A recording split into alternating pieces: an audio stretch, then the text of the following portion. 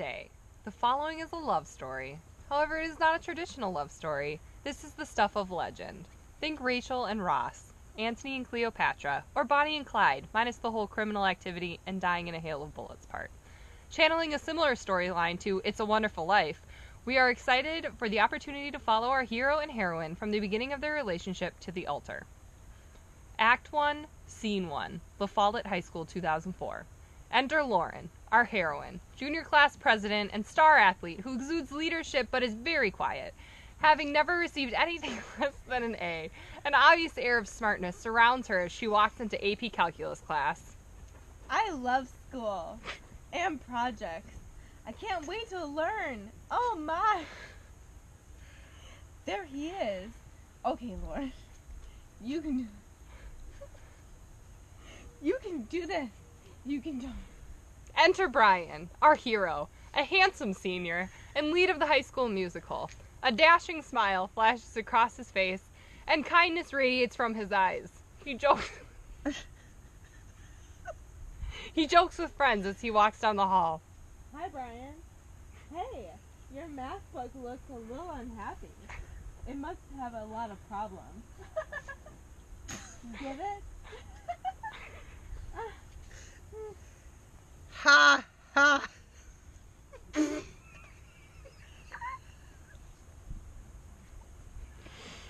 Politely laughs, humoring Lauren's poor attempt at a joke. Continues walking, oblivious at her attempts to spark a conversation. And so the story continues. Lauren mesmerized by the boy in the amazing Technicolor Dreamcoat, yet Brian barely aware of the presence of his friendly stalker. Scene 2, late spring 2005, prom season. Lauren's on the phone, laying in her bed, fidgeting with nervousness. Hi, Brian. This is Lauren Brown. I know this might seem really random, but I was wondering, would you like to go to prom with me? Brian, while taken aback, is honored by the invitation. But alas, the timing is not right. Brian has inside intel that a teammate plans to ask Lauren to prom later this week, and thus graciously declines. And so the story continues. Act 2, Scene 1, Madison, late summer 2008. We now fast forward a couple of years to the summer of 2008 as our protagonists cross paths while home on break. Lauren and Brian exchange many a Facebook message, providing updates on their exciting lives. Lauren tells tales of murdering mice in the name of science, while Brian tries to hold himself back from strangling young tennis players and ward off the advances of tennis-playing cougars. Though phone numbers are exchanged, it takes Lauren's weeks and many encouraging statements from her mother before getting up the nerve to actually make phone contact. Lucky for her, she reaches Brian's voicemail on the first attempt, thus putting the ball in his court. Lauren on the phone, leaving a message. Hi, Brian. This is Lauren Brown. Just calling to see if you would be interested in catching up sometime. Maybe we could go to the Memorial Union to listen to some music? I head back to Winona State for volleyball soon, but it would be great to see you before I leave. Brian, again surprised by the offer, agrees to meet up with Lauren that night. They have a wonderful time, even though Brian has to search the grounds of the Memorial Union for empty beer pitchers to return for their deposit to pay for his parking. From this day forward, a spark is lit. The last days of summer are spent enjoying each other's company at Mallard's games and Batman movies. However, as Lauren packs her bags for Winona, she laments that once again the timing is off and she missed an opportunity. Scene 2, Winona, hours later.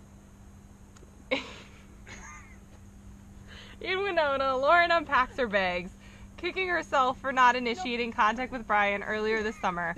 Her phone rings. Hi, Lauren. I wanted to let you know how much fun I have had with you. I was wondering when you have a break from practice. Could I come visit you? Wow, excuse my nipple hanging out on the side. I must pull my shirt up now. I wasn't expecting that from you. I love that. After 2 months of many late-night phone calls, AM chats, what year is this? A fun weekend together in Winona, our hero and heroine officially decide to become a couple. Brian is so excited that on his return trip to UW Eau Claire, he is pulled over for speeding for the first time in his life. The next 364 days include obscene amounts of Perkins pie and Jefferson's cornbread by the caseload. Countless 1-hour, 15-minute weekend drives occur between Eau Claire and Winona. Despite all of the good in the last year of the couple's relationship, Lauren falls victim to the darkness of loss and stress, discovering that she is unable to love another when she does not love herself. This is deep. Thus, she throws a surprise twist in the story and becomes the evil villain, breaking our hero's heart. And so the story ends, or so it seems. Should we break? We should. Okay. You got a lot. Act 3, Scene 1, Madison, Wisconsin, 2011. Several years pass as Brian and Lauren go their separate ways. Lauren figuratively works to put the pieces of her life puzzle together to find wholeness in herself, while literally putting a 1,000-piece jigsaw puzzle together over the course of a year. Ironically, she reaches the end. Oh shit. I lost the page. Only to find one piece missing. I lost the page. Hold on. Do you want me to get a puzzle? Here, switch.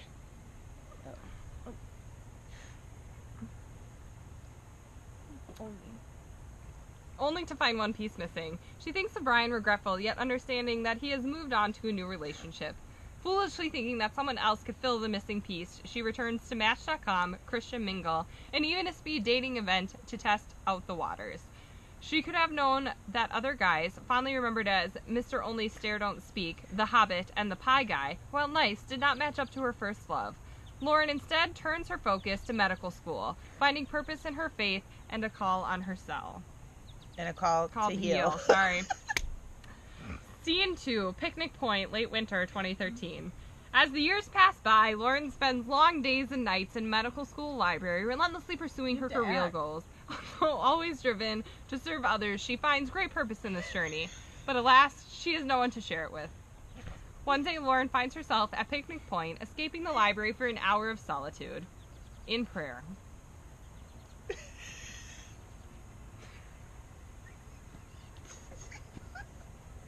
You need to pray. Start. You start, dear In prayer, dear Lord, I thank you for this time with you.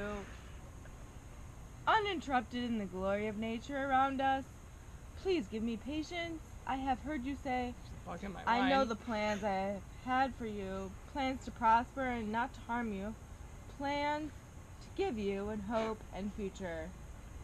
You know my heart, you know my desire for a partner in my life. I place my trust in you and know what will happen in your time for good reason. Amen. As Lauren walks the path returning to the library, she hears her phone ring. She answers. Oh, it's weird. On the phone. Hello, it's Mom. Just wanted to see how your studying was going. If you need a break, I'm going to the Follett musical tonight. You're welcome to join me. That sounds fun! Yeah! I could show you the change of pace. Scene 3, La Follette High School Auditorium, hours later. That very night, Lauren and her mom attend the high school musical. Unbeknownst to her, Brian has been helping the students with the production. Lauren's leaving the auditorium, does a double take upon seeing a familiar face. Her heart races, a flame of old love rekindling inside. Wow! Brian! Good to see you. I didn't know you were helping out. The kids did a great job. Congrats. Good to see you too. Glad you enjoyed it.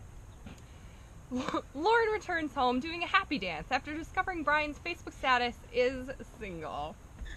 Struck by the timing of the encounter, she continues in reflection in the coming weeks, feeling the awe of what seemed to be divine intervention. Later that spring, she finally musters the courage to write Brian a Facebook message, expressing her ongoing feelings and desire for friendship. With a guarded heart, Brian agrees to meet. With time, the sparks begin to fly once again, and by the summer, our protagonists are again a couple. During the next few years, Lauren and Brian grow in love, supporting each other in life with its ups and downs. Act 4, Scene 1, Brian's apartment. Sunday, December 4th, 2016.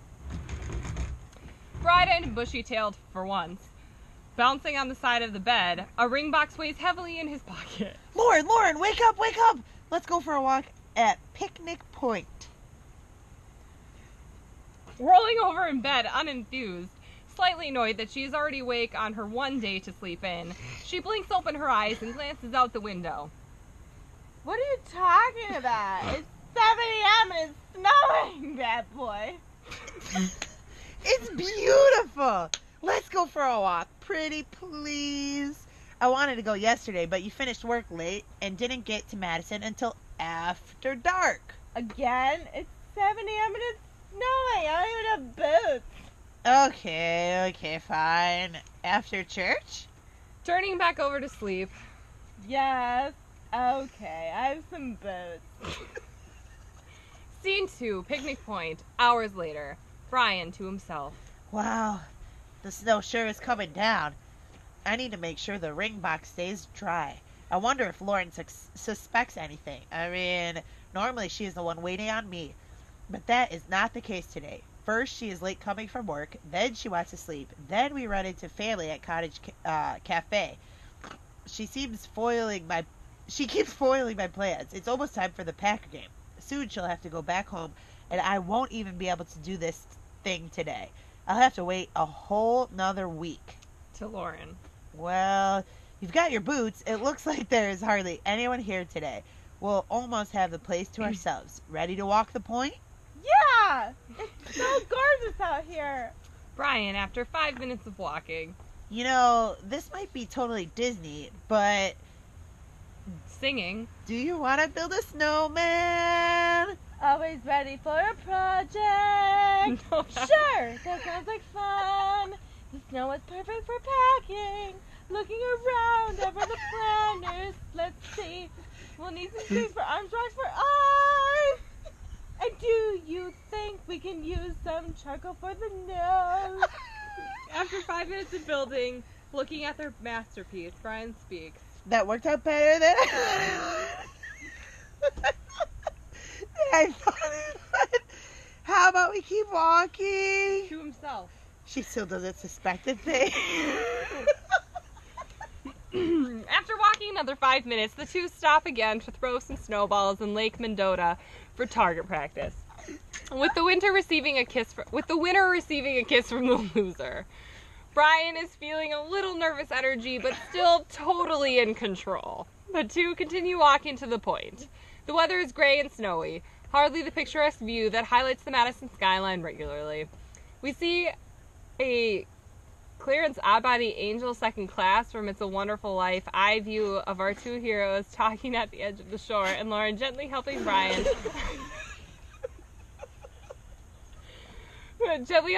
onto the fallen tree where she had written to him many years ago.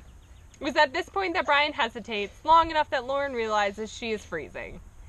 To Brian's horror, Lauren starts back up the stairs, grasping for a reason to make her stay. Wait, don't you want to keep looking at the view? Look at the clouds, look at the ducks. You can almost see something. Starting to think Brian is acting strange. Sure. I guess a couple more minutes. But my fingers are getting a little cold. To himself. Gulp. Here goes everything. To Lauren. Lauren, can you do me a favor? Can you close your eyes for me? Closing her eyes, flinching just a little. Please don't throw snow in my face. Please don't throw it in my face. After a few seconds. Okay, now you can open them. She stares at Brian suspiciously, waiting quietly for the explanation for this request. Well, is there anything you want to ask me? Expecting she will ask for an explanation so he can deliver his rehearsed script to propose. A bit confused, Lauren throws a totally unexpected curveball. Well, now you close your eyes, bad boy. Brian to himself. Well, this wasn't part of the plan. Oh, well. He rolls with it and closes his eyes. After a few seconds, Lauren says, Okay, you can open them now. wondering how he's going to spin the transition. Well, what were you thinking about? Well, I was just thinking that even though it was cloudy and cold, I'm glad we came out for this walk and it's nice and peaceful. What were you thinking about, bad boy? At this moment, Brian breaks into a romantic monologue, professing his love and describing the things about Lauren that make him happy. Lauren, now understanding what's going on. That's you. Lauren. Lauren, focus. Oh my gosh! Ooh, my hair fell off. Oh, my weave. Is this really happening? Excuse me, I'm so embarrassed. Including his thoughts. So, you know the real reason that I had you close your eyes? I wanted it to be the last time you close and open your eyes to have any doubt as to the future of our relationship and how much I care about you. Sorry, getting into a wet, snowy knee pulls out a gorgeous ring. Lauren Michelle Brown, will you marry me? Lauren is overcome with emotion. Oh, yes, really? Oh my god! Of course! And with that, our hero and heroine share a kiss as the newly engaged fiancés. Giddy with smiling faces, warm hearts, and cold noses, the two turn back to the past. They take their first family picture with Mr. Snowman and live happily ever after. Woo! Good job! Nice job, team! In all seriousness, Congratulations!